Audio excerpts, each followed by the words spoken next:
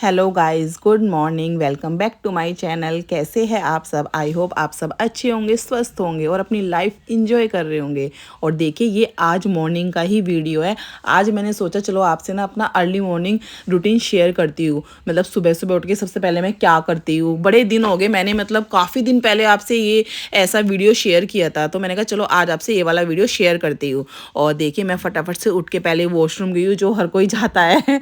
उसके बाद मैंने फेस वॉश किया है। फेस वॉश करके ये होता है ना, थोड़ा जो आँखों में नींद भरी होती है ना, वो थोड़ी ख़त्म हो जाती है। और सच में बताओ ना, मुझे तो सुबह उठते हुए इतना ज़ोर पड़ता है ना, बिल्कुल भी ना मन नहीं करता। अब क्या हो गया ना, अब हल्की-हल्की ठंड शुरू हो गई है। मतलब दिन में तो नहीं है, लेकिन सुबह के टाइम थोड़ी हल्की-हल्की ठंड स्टार्ट हो गई है। तो ना सुबह इतनी अच्छी नींद आ रही होती है, वो हल्की-हल्की ठंड लगती रहती है, तो ना मन ही नहीं करता उठने का। और आगे-आगे सर्दी आएगी ना, फिर तो बिल्कुल मन नहीं करेगा कंबल में से निकलने का। और ना अब तो आरब भी थोड़ा ड्रामे करने लगा है, बोलता है मम्मा अब ना स्कूल जाने का मन नहीं करता, सुबह ना बहुत अच्छी नींद आती है। मैंने कहा अच्छा बेटा, बेटा एक दिन छुट्टी करेगा, 2 दिन करेगा, तीसरे दिन तो जाना पड़ेगा ना।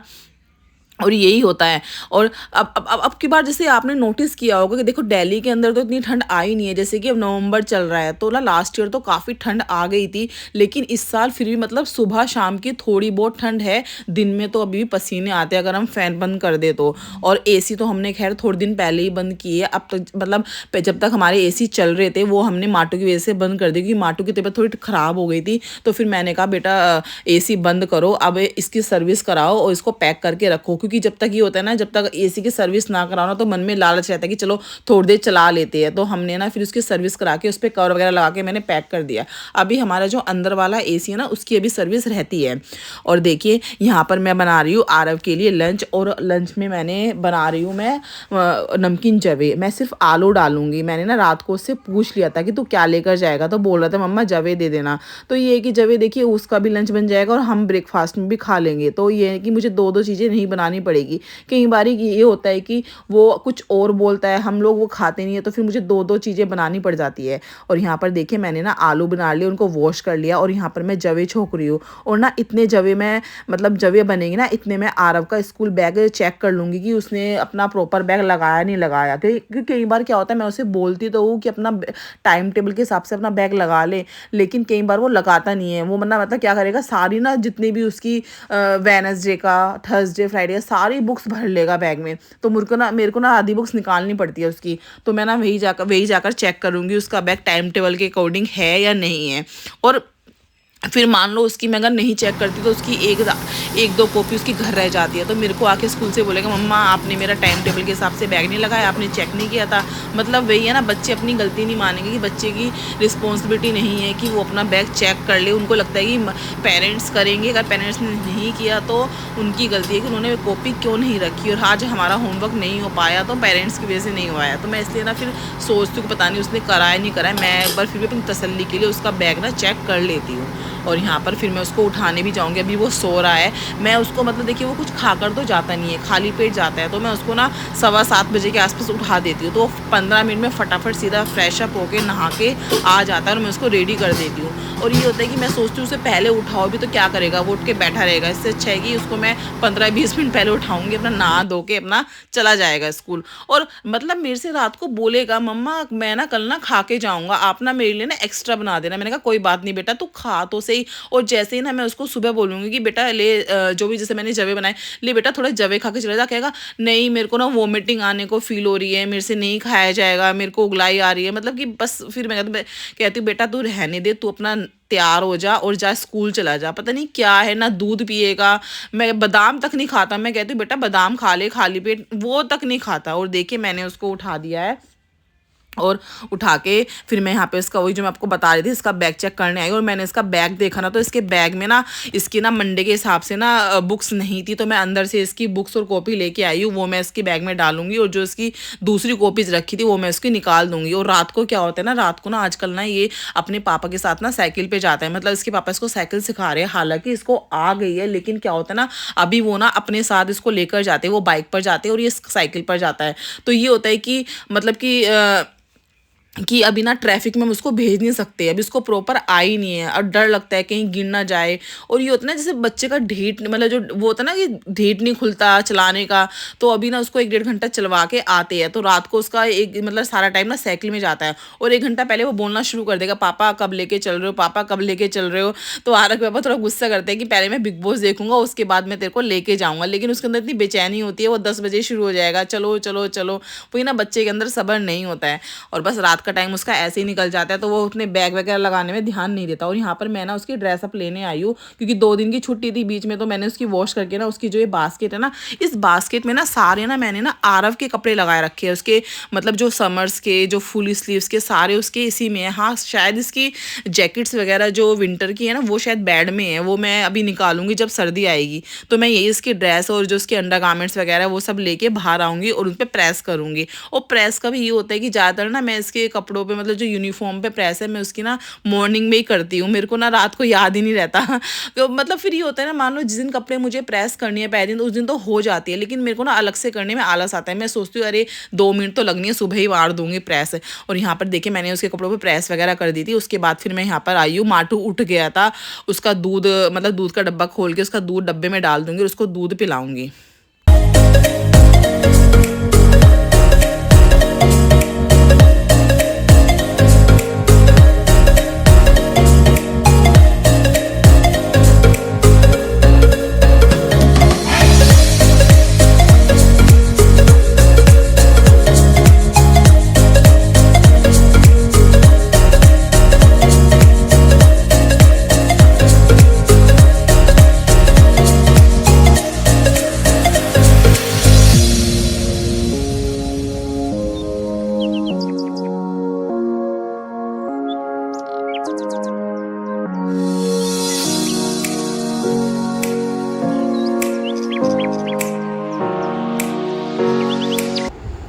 और देखिए माटू को इतने मैंने दूध पिलाया ना, इतने यहाँ पर जवे बन के रेडी हो गए थे, तो मैं ना इसके टिफ़िन में डाल दूँगी और थोड़ा ठंडा करने के लिए रख दूँगी। क्योंकि ना अभी क्या हुआ था ना, फ्राइडे को ना मैंने मैक्रोनी बनाई थी और मैंने ना मैक्रोनी ना गरम गरम पैक कर दी उसके टिफ़िन में। तो उसका टिफ़िन क्या हुआ ना, वो टाइट मतलब खुला नहीं है। उसकी मैम बोल रही थी कि आपने ना गरम गरम मैक्रोनी पैक कर दी, तो उसका टिफ़िन ना लॉक हो गया, बड़ी मुश्किल से खुला है। तो मैंने यहाँ पर ठंडी करने के बाद फिर मैंने इसका टिफ़िन पैक किया था और जाकर इसके बैग में रख दूँगी। और उसके बाद फिर मैं आरव को रेडी करूँगी स्कूल के लिए।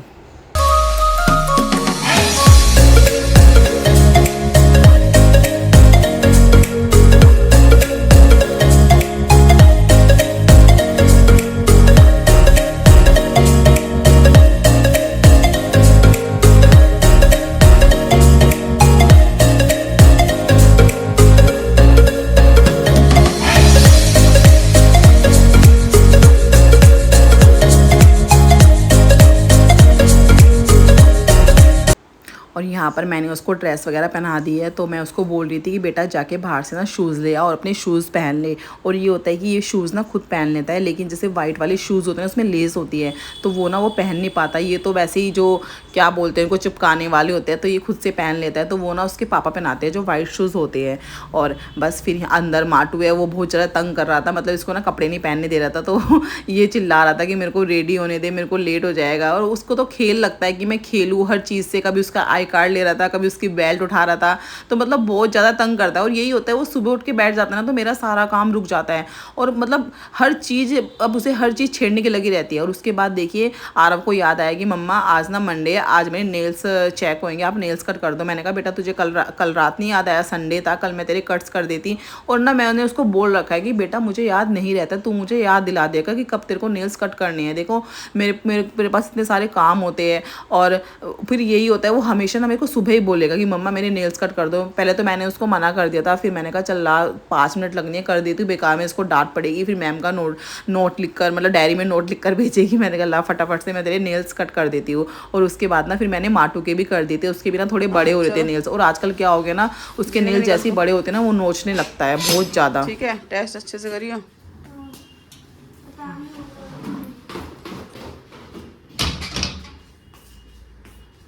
हाँ जी, हाँ जी माटो, ओए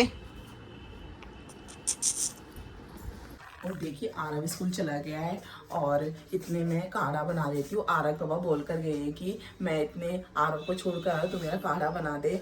पहले मैं काढ़ा बनाती हूँ, उसके बाद मैं चाय बनाती हूँ अपने लिए। और पहले ना मैं सोच रही हूँ कि जो भावरे रूम में बिस्तर वगैरह वो उठा देती हूँ। क्या होता है ना कि फिर वो पड़े रहते हैं ना, फिर उनके पैर वैर आते हैं, गंदे होते हैं। तो सबसे पहले मैं मतलब जब भी सब लोग उठ जाते हैं तो मैं उठा कर रख देती हूँ अंदर वाले रूम में। और जो बाहर मेरे कपड़े पड़े हुए, कल ना मैंने बेडशीट्स वगैरह धोई थी, वो मैंने सुखाई थी। और मेरा रात को ना ध्यान नहीं रहा उनको उतारना। वैसे मैं रात को ना मतलब चाहे 12 बजे याद आए मैं उतार लेती हूँ, क्योंकि एक बार भाई देखो वैसे तो बारिश का इस टाइम कुछ काम नहीं, लेकिन फिर भी पता नहीं लगता।